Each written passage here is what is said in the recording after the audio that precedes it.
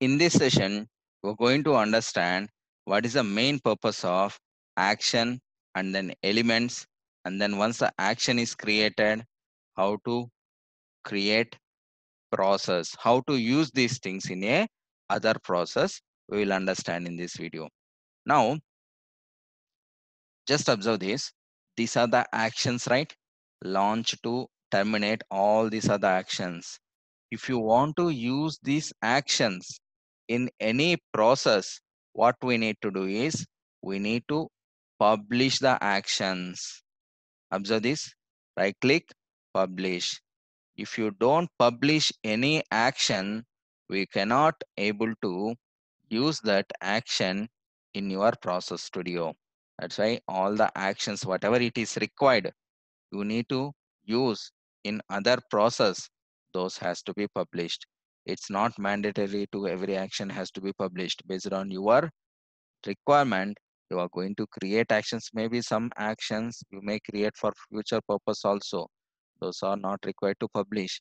Whatever the actions you want to use, that in process studio you have to publish. Once it is published, save the one process, save the object. Now we have created a object studio. First, what we have done, we created application modular, then we created an element. Once the element is created, then we created the actions. To create elements, what we have done, we implemented spying, identify button, and then we have capture the properties, right? Now actions, all the actions, it is available to use in some other process by using action shape. See, this action shape is available. That's the purpose of action shape. To call the actions, we will use action shape. That's why we used to call all these things as a actions. Whatever you are performing on application is a action, right? Now, observe this. Our requirement is, so let me minimize this one. We'll create a process here. Now we created an object. This object can be used in n number of processes. Right click, create a process, calculator, process. Now next, finish. Observe this one, action. What is the first thing you need to do if you want to work with a calculator? First, you need to launch, right? Give the link, give the link. See this here, give the proper name, object. Which object we created? Calculator. In which folder? Here. And observe these actions. See this, right? All the actions is available here. First, what you need to do? Need to launch calculator object, and we are going to use launch action in the calculator object. That's the meaning of this. Now it will perform that. After that, what you need to do? You need to click on 9. So use another action. Again, use the same business object and then use button 9. Right? Calculator button. If you don't give any name, then automatically it will take 9 I have given. Okay, 9. After the 9, what you need to do? We need to click on plus. If you want to use again one more 9, use the same thing. You can simply copy and paste it. Then it will perform. But so here we required the another calculator and plus symbol. Okay, so we are going to perform plus. Okay, plus. After that, what you need to do? You need to click on 5. So give that another action 5, business object name same, the action will be button 5. 9 launch button 9 plus 5. After that, click on equal, right? Action equal business object, and then action will be equal.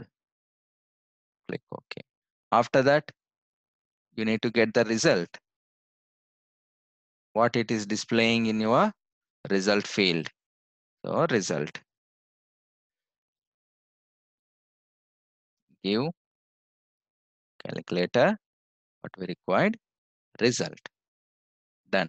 After the result, you need to close the application. Close the application. That is nothing but terminate. Terminate. Same business object name, action. If you don't publish any actions in Object Studio, it won't be visible here. Now, you have created everything. Just give the link, what you need to perform, the step-by-step process. That's it. Now, this is the final requirement. For this, the whatever the things we have done previously, creating a object, creating a application modular element actions, all these things we have done for this, right? Now these objects and these actions you can use n number of times in n number of processes. There is no limit. Once it is created, the application is spied and application is created as a object, that you will call it as a reusable object, or we used to call it as a frameworks kind of thing. Then you can use in n number of places. Now this one is done.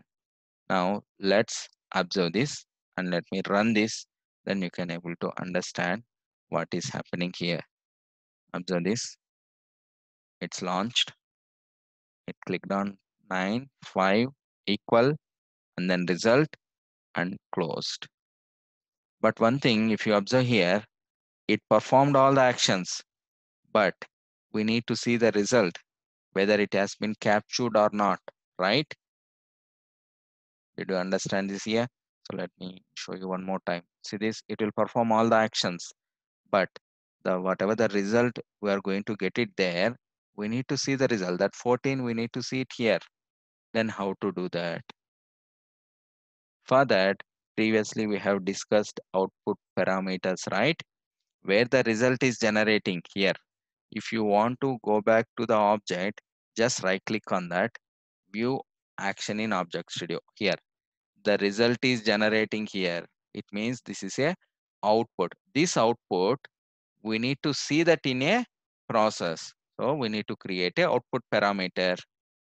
Add, this is result. This for the result, get the value from here. That's it. We created output parameter. Now we have done some changes for the Object Studio. After the changes, always you need to save. Okay, saved.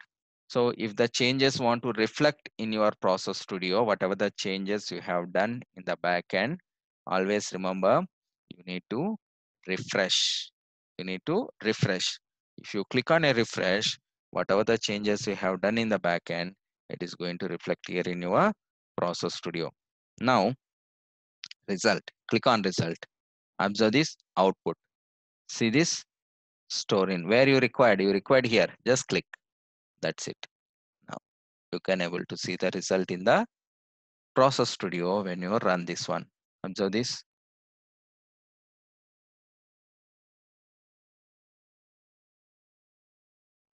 Yep. Now you can able to see the result here, right?